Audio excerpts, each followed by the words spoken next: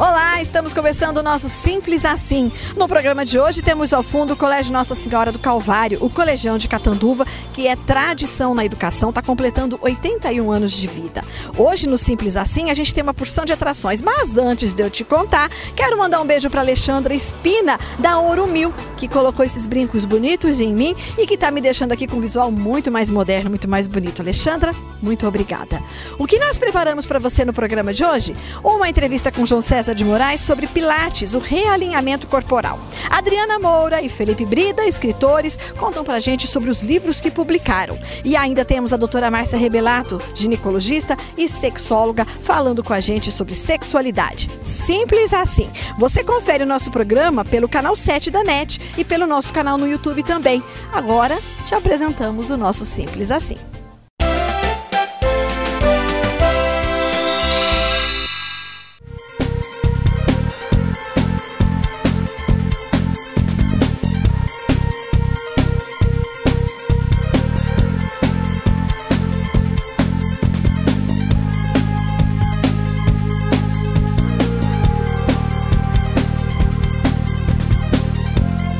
Eu estou revendo aqui um grande amigo, que já foi meu professor de ginástica, de body combat, uma pessoa que eu admiro muito, e conversei com ele que eu queria vir aqui fazer uma entrevista sobre Pilates, porque o João César, da Academia Elos, ou Elos Academia, foi o precursor de Pilates em Catanduva, e óbvio que eu queria o melhor para falar deste assunto. Mas a gente fez um trato, ele me daria um pouquinho de aula e depois ele me daria entrevista. Não é isso, João? Muitíssimo obrigada por nos receber aqui na academia. Obrigado você pelo convite.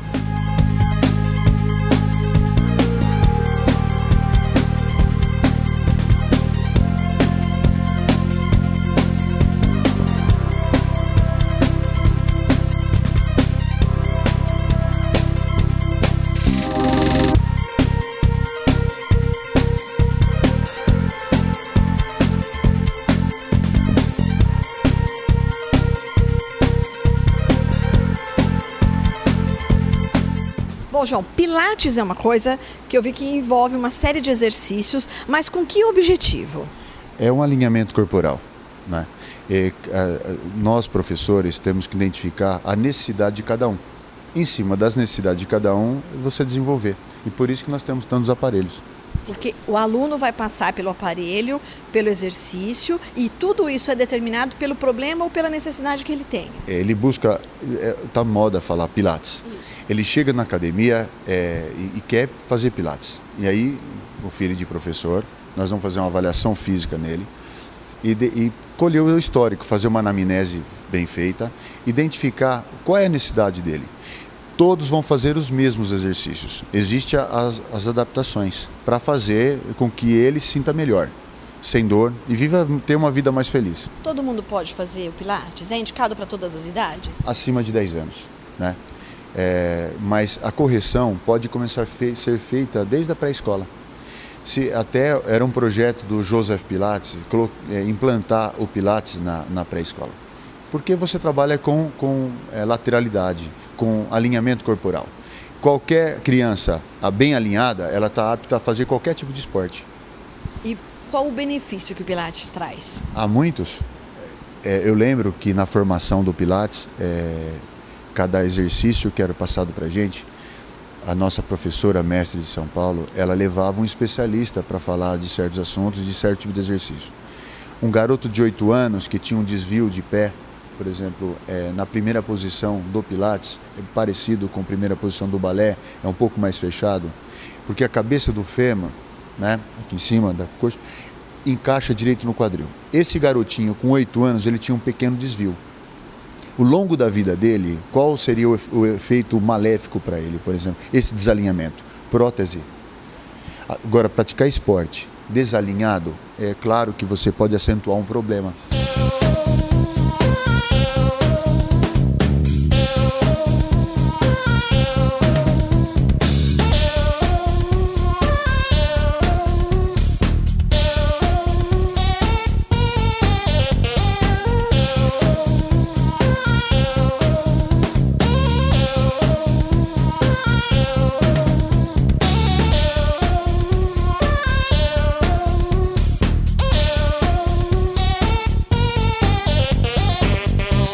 Agora, João, você fez aí vários exercícios, mas você cita sempre essa questão de manter a gente deposita o corpo, que é o que está errado. A coluna é feita por vértebras. Entre uma vértebra e outra tem um disco intravertebral. Esse espaço tem que ser preservado. Então demonstre pra gente, João, o que são essas vértebras. Então imagina você, agora há pouco eu entro pela recepção, eu vejo o pessoal soltando o corpo, depositando o corpo na cadeira, não sentando. Onde você devia estar consciente, sentado, encostado e utilizando a musculatura das costas e do abdômen, mantendo a sua coluna reta. Quando você solta seu corpo, você faz com que esses espaços intravertebrais aqui, que tem um disco, eles se achatem. Achatando, e existe uma inervação que sai entre uma vértebra e outra. Começa a comprimir, por isso que escorre as dores pelos lados, pelos braços, pelas pernas. E o Pilates é formatado, é um tipo de aula que você luta contra esse relaxo muscular. Ele faz com que você lembre a todo instante o porquê você tem que ficar reto, né?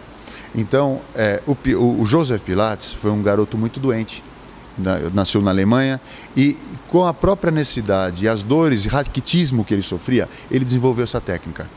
Que faz bem para o nosso esqueleto, vamos dizer assim? Para todo o corpo, né?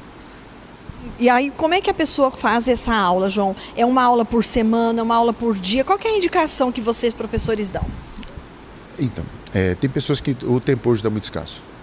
Está muito difícil. A pessoa tendo contato pelo menos uma vez por semana da necessidade de estar alongando, estar fortalecendo e estando em contato com essa informação, com certeza no seu trabalho, em casa, ela vai estar se corrigindo, né? Ao longo de um ano, se ela fizer uma vez por semana, são 52 vezes.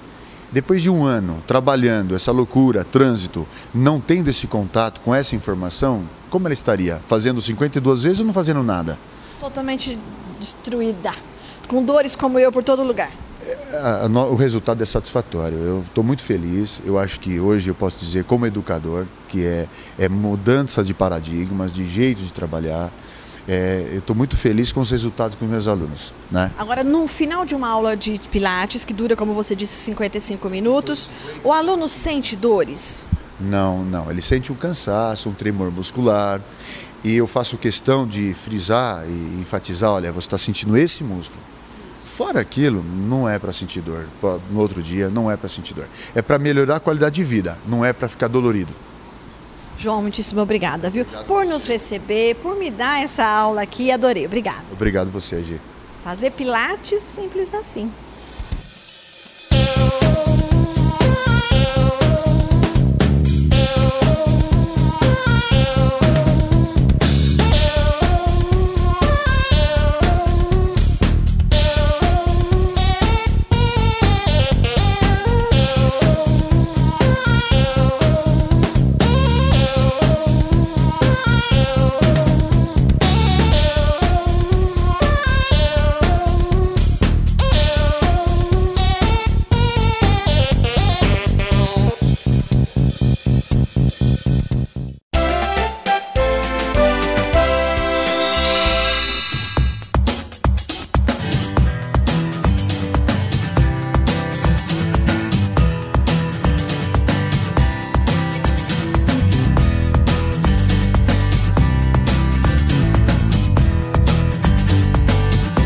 O Simples Assim está hoje na Livraria Santa Rita e aqui ao meu lado 2 jornalistas muito competentes, colegas meus, que estão com seus livros na praça. Cada um dos dois, Felipe Bozo Brida e Adriana Moura, juntou os seus textos em obras belíssimas e lindíssimas que eu, claro, aconselho a você. E hoje a gente está aqui para saber um pouquinho mais do trabalho destes 2 meninos, são jovens pra caramba e já tem um trabalho publicado. Vou começar pela Adriana, né? The Ladies First. Adriana, você juntou no teu livro espelhos, retratos do cotidiano, reflexos do cotidiano, é o nome do livro da Adriana, um montão de contos. Como foi isso? Bom, eu sempre gostei muito do estilo, né, de crônicas, contos, lia muitos contos do Luiz Fernando Veríssimo, do Fernando Sabino, eu gosto desse estilo de texto. Então, como eu lia muito, eu gostava muito, eu passei a gostar muito de escrever também. Então, são contos escritos em vários momentos da minha vida, desde os tempos em que eu ainda estudava jornalismo, até mais recentes, né? E aí você transformou isso no seu livro de contos e foi uma experiência que fez que diferença na sua vida? Para mim foi um marco, porque eu pensava em publicar um livro contando algumas experiências que eu tive, mas a ideia nunca saía do papel. Até que surgiu a oportunidade, o Sincomércio, que é o sindicato onde eu trabalho como assessora de imprensa, patrocinou esse projeto, então foi um projeto que me realizou bastante. Você continua escrevendo contos? Continuo, inclusive eu publico uma vez por mês no Jornal do Comércio, na página 2, um conto por mês. Então você, obviamente, daqui a algum tempo vai ter um outro livro aí para publicar. Se Deus quiser. O livro da Adriana, gente, é uma coisa assim, você se sente na história, é uma coisa bem do cotidiano mesmo, bem do teu dia a dia, e ela coloca muito da vida dela. Mas tem alguns textos ali, Adriana, em que você meio que retrata a comunidade, o que se passa à nossa volta, mas você não usa, não dá muito os nomes aos bois. Isso. Tem alguns que tem muito a ver com a história de Catanduva. Eu sempre coloco a coisa de uma forma bem sarcástica. Eu sempre fui uma pessoa assim muito brincalhona, faço muita piada, tal. Então eu procuro rir até das desgraças, né, que acontecem com a gente. Então, situações prosaicas que acontecem com todo mundo de uma certa forma já viveu, por isso que o nome do livro é Espelhos, né, porque a gente se identifica naquela situação. Eu procuro tratar isso num viés assim cômico, de modo que propicie uma leitura bem assim agradável mesmo para o leitor. Outros contos já são mais introspectivos, com mais sentimento, com muito mais de mim mesmo, pelas experiências que eu tive, né, que foram bem trágicas para a idade que eu tinha. Eu fiquei viúva muito cedo, eu tive grandes perdas, então dizem que isso até aumenta a nossa inspiração, né? Então isso também foi o que me ajudou de uma certa forma até como uma catarse, né, a colocar isso para fora. E de uma certa forma termina também se identificando com outras pessoas que passaram pela mesma experiência. Dá para rir muito com o livro da Adriana e para chorar muito também.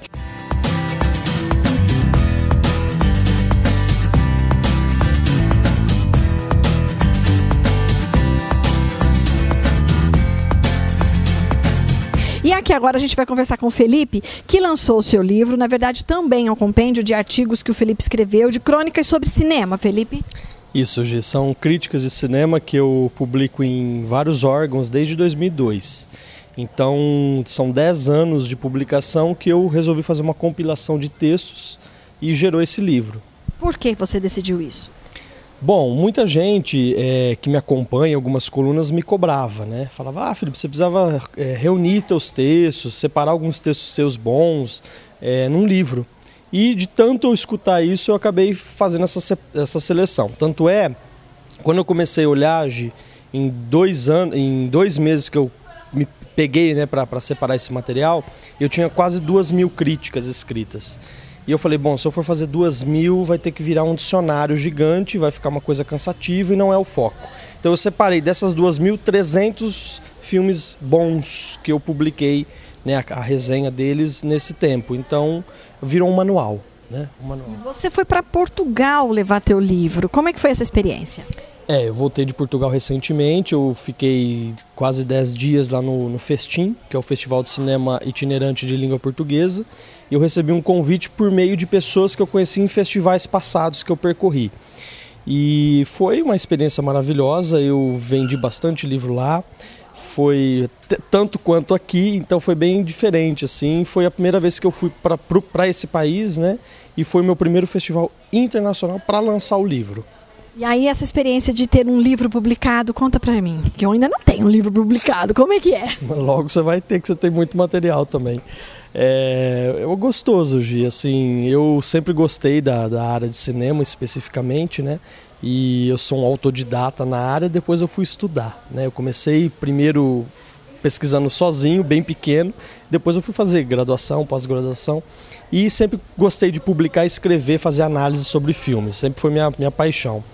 E nada melhor do que utilizar isso para fazer um livro que também acho que é o sonho de todo mundo. Então juntou duas coisas aí que eu gostava. Muitíssimo obrigada por nos receber junto aqui, pela livraria nos receber, né? Vem cá, Adri, e contar para o pessoal do Simples Assim que ter um livro publicado de qualidade exige talento, exige disciplina, né? E exige dedicação. Mas ler um livro desses é simples assim.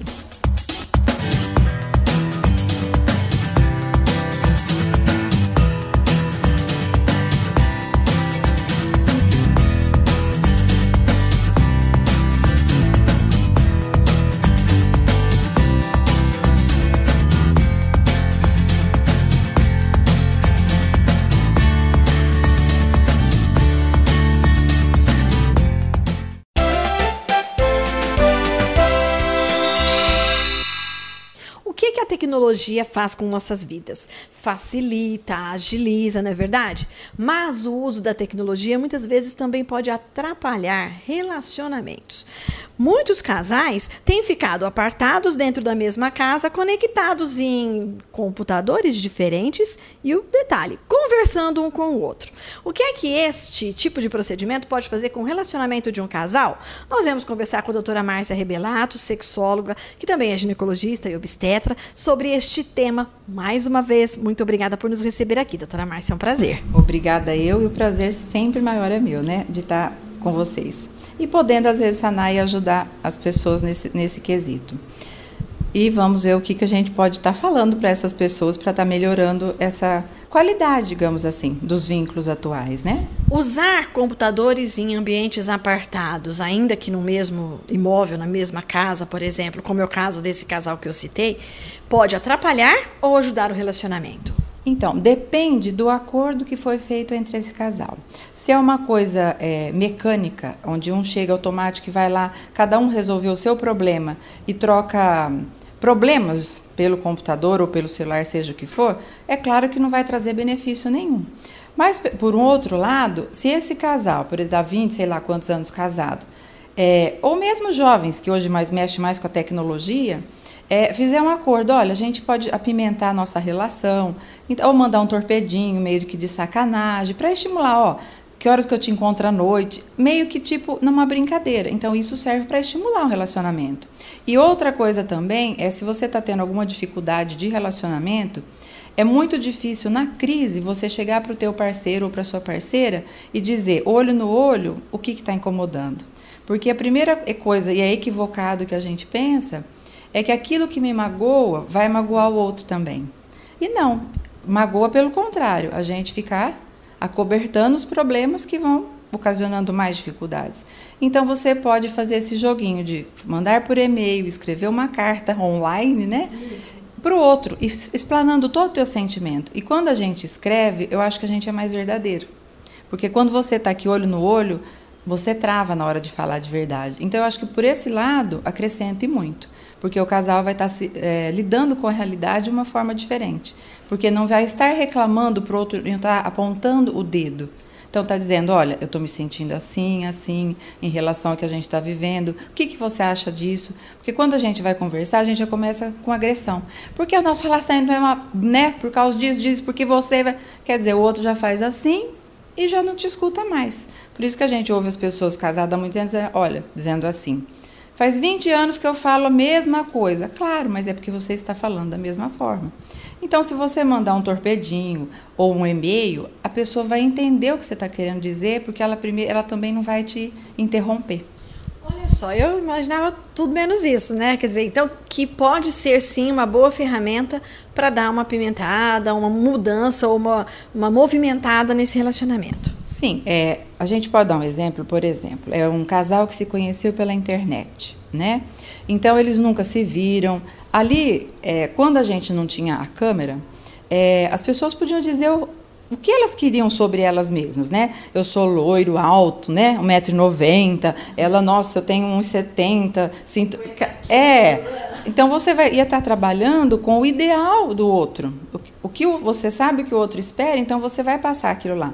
Mas hoje, com a câmera, não tem como você fazer isso. Mas as palavras têm uma força muito maior do que a imagem, né? Porque quando você está A nossa época não tinha nada disso, né?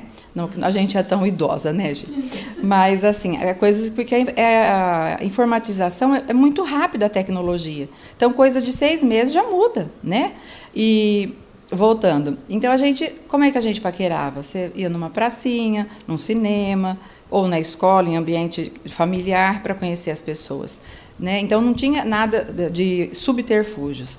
Agora, hoje, com a câmera, a pessoa vai ver o que ela está comprando, né? Mas quando você está olhando, aquilo que sai lá de dentro de você é muito mais forte do que a imagem. Então, não dá mais para enganar e nem sacanear ninguém. Então, por esse lado, só que quando você escreve, você instigue o outro a querer mais daquilo ali, porque você não está próximo, você não tem esse contato. Né? E é o que a gente sente falta, o ser humano precisa disso, de afago, de carinho, de aconchego. Então, por isso que no relacionamento ali, mesmo que dentro de casa, em ambiente separado, eu posso incentivar esse relacionamento, né? Porque falando, estimulando, dizendo as coisas que você quer ou que você espera desse relacionamento, que o homem, ele não tem dificuldade quando a gente diz em sexualidade, porque ele não precisa de muita coisa, ele não é exigente, agora a mulher é. Né? Então, a gente precisa de muita atenção, a gente precisa de diálogo, porque o homem ele já não dá beijo de língua, né? Que toda mulher reclama, porque ele já tem uma ereção. Então, ele se excita muito fácil. E aí acaba que você não tem carinho, você não tem diálogo, você não tem o pré antes, né? E acaba sendo... Isso afasta a mulher do relacionamento. E é o que todos eles reclamam. Bom, já me linkou para um outro assunto, mas o nosso tempo, o João já está me sinalizando que vai acabando. Nós vamos, então, deixar para a nossa próxima visita aqui para a doutora Márcia, para falar justamente dessa questão. Essa vida corrida, essa vida moderna, a falta do afago, a falta do carinho, talvez... Por isso, muitas pessoas reclamem que não há vontade, não há o interesse no relacionamento físico, no relacionamento íntimo, doutora Márcia. Podemos linkar isso já para o nosso próximo assunto? Mas com certeza, e é o que a gente sente no dia a dia, inclusive no consultório mesmo, né? A falta de vontade é 90% das queixas e outra... Mais de mulheres do que de homens? Ambos. Isso que me assusta, porque homem sem desejo é uma coisa complicada, né? Porque é o instinto do masculino, né? Do ser. Mas a mulher ainda ganha, né, em falta de desejo, de vontade. Então, isso eu acho que precisa ser abordado, sim, né? E até para a mulher se sentir que ela é normal, que não é só ela que está nessa corda bamba, que tem mais gente, né, infelizmente, passando por isso. Sexualidade Simples Assim, com a participação especial da doutora Márcia Rebelato. Claro, vai ter muito mais no Simples Assim.